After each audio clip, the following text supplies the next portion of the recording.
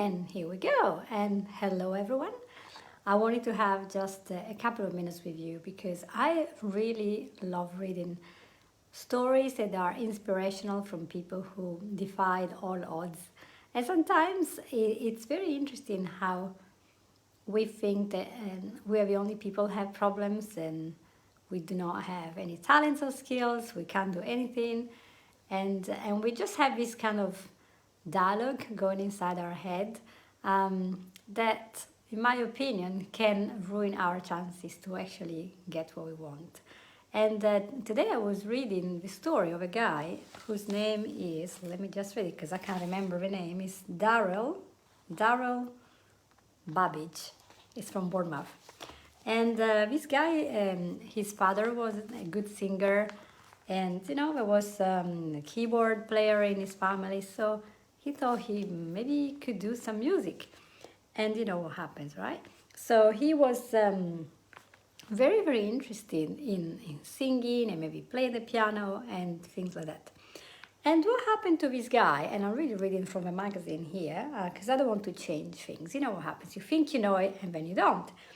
He had a really good piano teacher and he started from 10 to learn the piano. And he even had people supporting him, one of his uncles bought him a metronome, for example, because he thought, yeah, you have a musical ambition, let's do this. But when he arrived to age 16, he had to sit the O level in music. And you would expect if you're good, you're gonna pass the exam. And if you don't pass the exam, you're not good. And Darrell failed his O level. And I'm not going to be critical of a school system because I am a teacher. I have taught 15 years for adult education, so I know there are good things about it. But I also home educating. There is a reason for that because the test doesn't quite see your capabilities. The test, you learn to pass the test, but sometimes you might be very, very good at passing the test like speaking Italian, and then you can't speak Italian to anyone.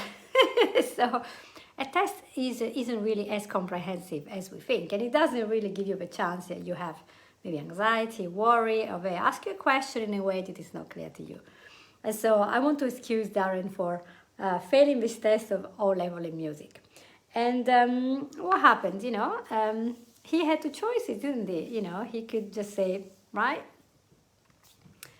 that's it, I'm rubbish at music because this test is showing you they're just not good enough. So I might as well do something else. And for a while, this seems to be the direction that was happening in his life. And we might have a little noise here.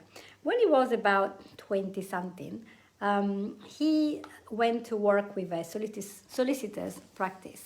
And while he was there, he was encouraged to maybe become a legal executive, which is a wonderful profession. You get to work with solicitors, help people, buying stuff, selling whatever, all sorts of stuff. Very good. And so they actually said, why don't you go to the career office, see, some advisor to help you. And he went. So Darrell went alone. And what the career office person told him was, well, you really want to pursue a vocation that means the most to you. And he was like, oh, then I shouldn't be doing legal studies. I should be doing music. That's what I really like. But the advisor had a great idea of telling him what everyone will tell you if you choose a career in the arts, in the music, etc. He'll tell you, well, you're not gonna make much money. Parents will tell you that's not a proper job. You need a real job to pay the bills. And so what happened?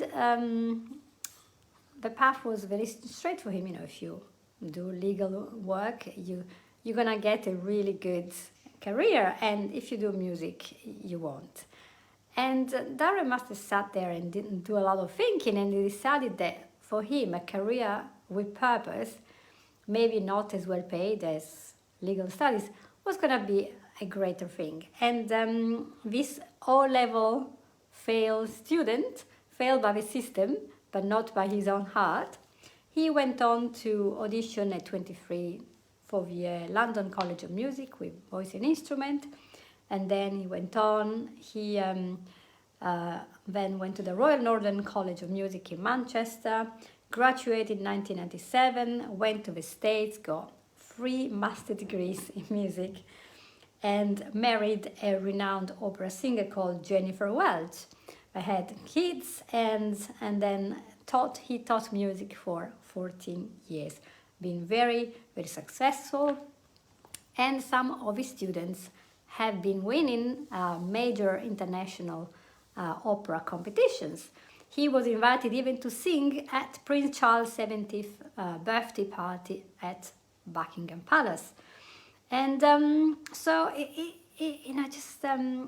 oh yeah, you're not going to have much money, you're not going to have much fun, but you're following your purpose. He did so, and because of this, he was then offered a full-time faculty position at, how did you read this, Juilliard School, New York. There was a really famous school, and since then he has been part of Channel 4 festival operas, sang for the BBC Symphony Choir. He was a soloist at the BBC Proms, the Royal Albert Hall, etc. And it is now, in 2021, has been appointed as the chair of the music faculty at the Juilliard School. And some of his students have been to The Voice and to America's Got Talent. And the article concludes saying, not bad for a young man who failed O-level music and was told that a career in music had no future. And in his own words, he says, never give up hopes of doing something you love. I always knew I had a passion for music. My 16-year-old self just didn't know it. Now, I really wanted to share this with you because you might be sitting there, age maybe 14 to 18, or thinking, what am I going to do with my life? Or you might be older, maybe you have done a career in a path that gave you the money that you wanted, but it's not really what you wanted to do. Or maybe you have regrets now, you're 60, you're about to retire, or you've just retired. And I think that's the time to look to the future or look back and ask yourself, what is the purpose of all this that you're doing? It's good to have money, and of course, if you work with solicitors, you're going to have a great deal of money and job security, and there's nothing wrong. It's a beautiful job. There's nothing wrong with that. But is that your purpose?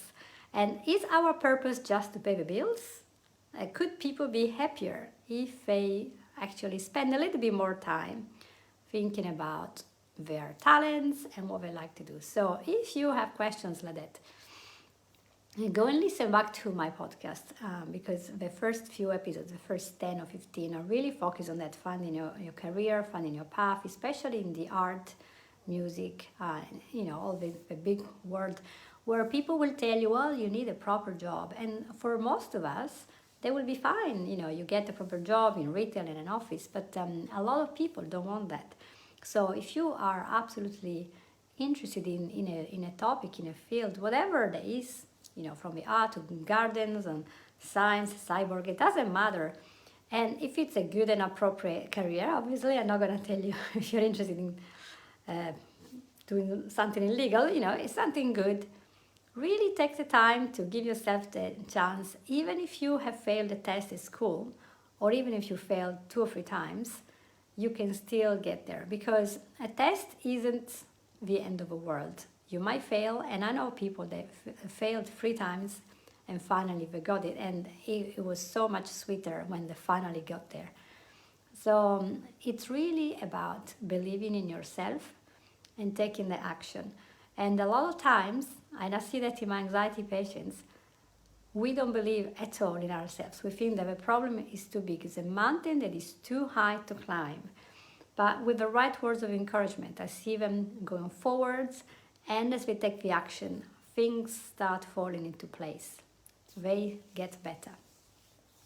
So that's my thought for today. Take the action, move in the right direction, and ponder. If you're spiritual, you can pray or use a journal, whatever helps you. Ask people to help you in that.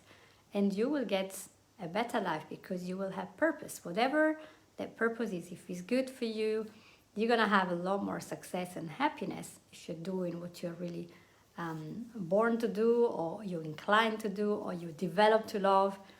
It's a lot better than every Monday morning hating the fact that you have to go to work, because that's not the job that you really want to do.